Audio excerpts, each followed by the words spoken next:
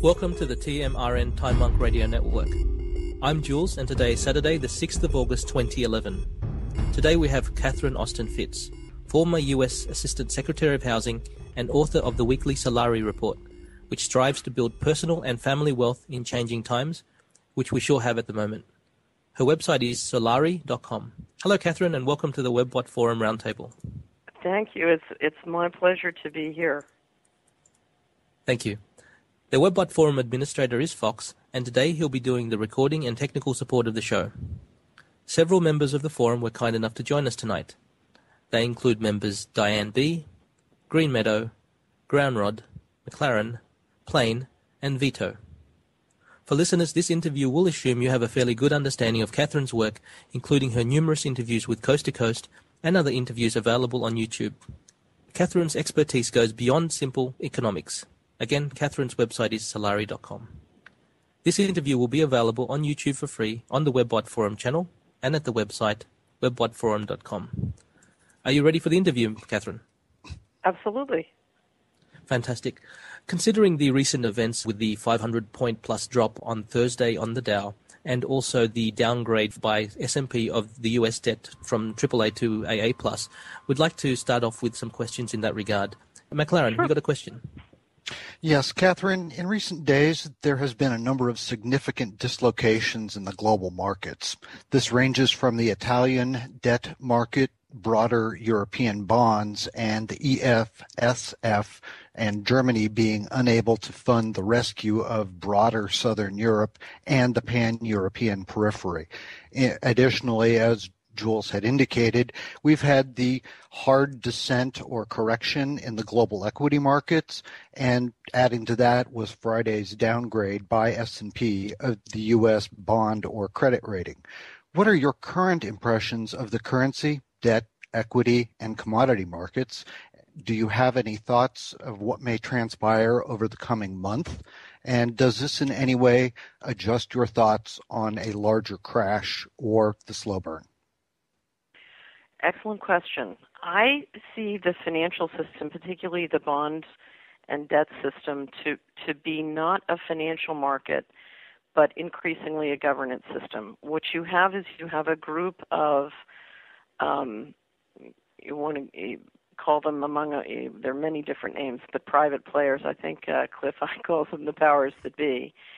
And they're simply using the ability to get governments dependent on the sovereign debt market and on debt to basically run government through its absence of financial sovereignty. If you can cause a sovereign government to lose its information sovereignty, which is a matter of digital and other forms of surveillance, and then lose its financial sovereignty, you can control, a very few small group of people can control from behind the scenes and, in essence, re-engineer government. And what we've watched since the institution of the WTO in the mid-'90s is a process whereby, and it happens differently, but it's sort of a rolling collapse or a rolling entrapment, is place after place watch both assets and governmental powers shift out of sovereign governments and into private corporations and private investors.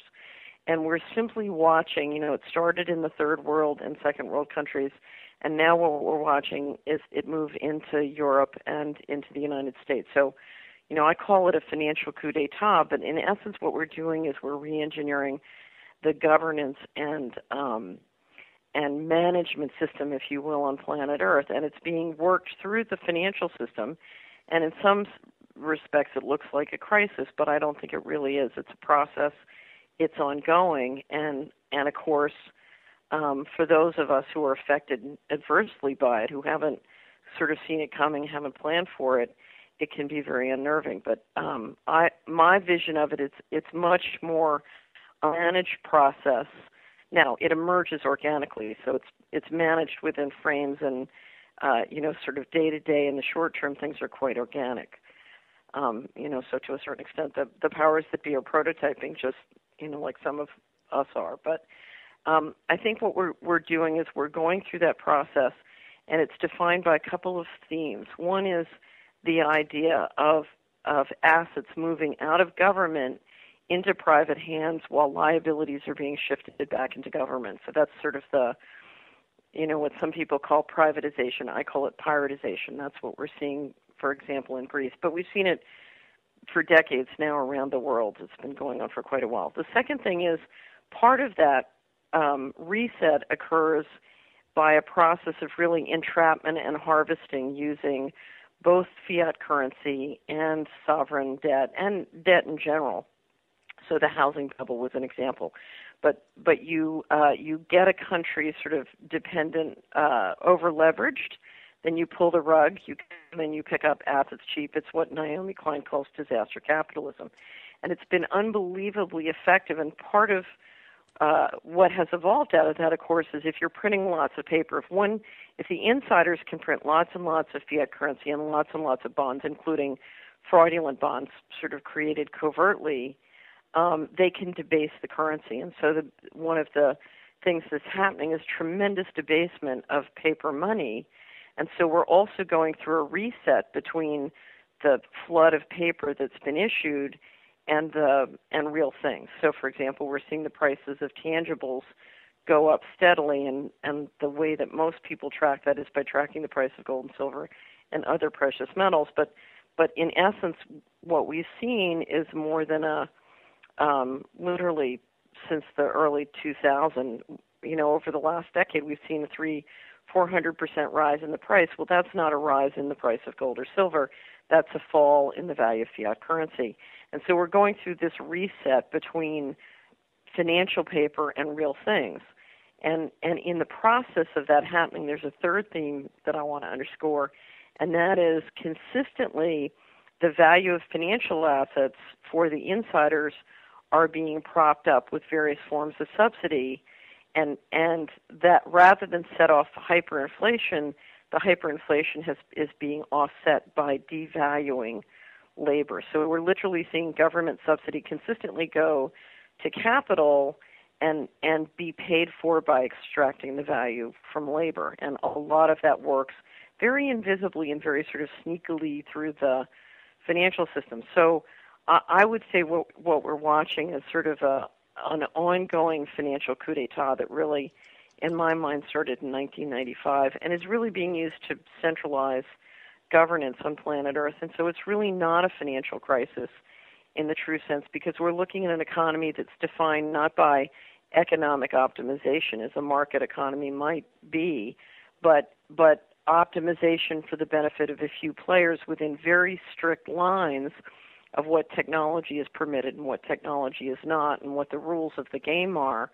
And as a result, they're centralizing power in a way that shrinks the economy, and it creates tremendous poverty and reduces total, sort of equity value on planet Earth.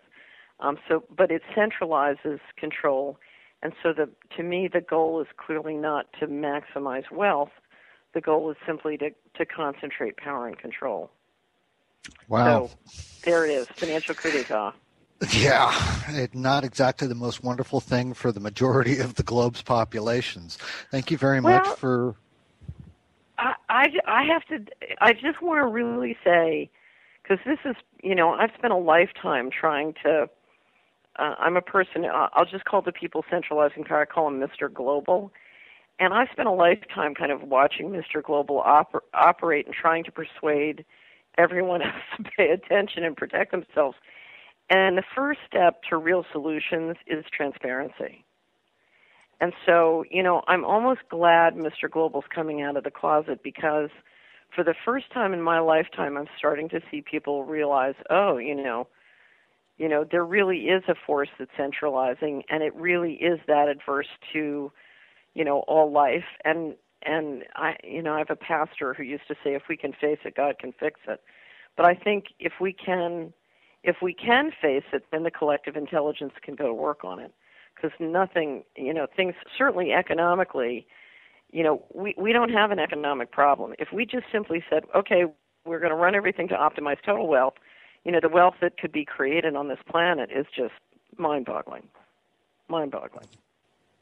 And it would be nice if No, it'd be very nice if that could happen, Catherine. No doubt about it. Thanks for that clarity. Something that some of us are curious about would extend over into the derivatives sphere. Do you see the current events shaking loose and destroying or sending those into a broader shockwave of dislocation? Well, let's assume that there are two possibilities, because Mr. Global has the ability to engineer that or not as he wishes. So, my vision of what's possible centrally is quite, I have a vision of central control quite amazing. But let's say he doesn't, and Mr. Global just lets a market economy work. The generally Standard & Poor. Okay, so let me step back and look at the game for a second. What just happened in the last 6 weeks is we ran a little game, and what Mr. Global did, because the Tea Party movement at this point is quite engineered centrally, what Mr. Global did was he got the Tea Party to basically take the position that, number one, Mr. Global shouldn't have to pay more in taxes, and two, the American people should be held accountable for the whole pie, even when their participation is only a half pie, and number one. And then number two, S&P comes out and basically says, okay, Mr. Global can extract higher profit margins for lending back to the country the money that Mr. Global has been gifted through the bailouts and missing money. So it's a squeeze play, and it's a brilliantly designed and brilliantly executed squeeze play to basically allow Mr. Global, despite the recession and everything that's going on, basically engineer another round of incredible debasement and sort of harvesting of particularly the U.S. and the global economy. So it's really what you're watching in the game of economic warfare is something that will dramatically increase Mr. Global's profits and control in this kind of situation. Now, what's going to happen Monday? If you look at similar situations to this, for example, when Japan was downgraded, this should not make a big difference. There should be, an increase in the debt or in the interest expense, but it should probably not be anywhere near catastrophic, with one possible exception. Throughout the United States, there's all sorts of trusts and agreements and other legal documents that stipulate government agencies and or AAA securities. And if we get enough mess in those legal covenants and it relates enough to leverage derivatives, then we could get a real problem. Now, it's a problem that the U.S. government has the power to fix, because I assure you there is, if you look at the basis of S&P's rating of the United States government for the last 30 years, there's absolutely no reason for them to downgrade based on actual financial credit issues whatsoever. And if there was a basis, they should have done it 20 years ago or certainly 10 years ago, not now. So the timing of this and the logic behind it is quite, I would say, quite suspect. And I say that as somebody who's worked very, very closely with them. So this could have, this could rock the boat on a temporary basis. Could it lead to something catastrophic? I think only if Mr. Global wants it to. A AA+ is still an extraordinarily high rate.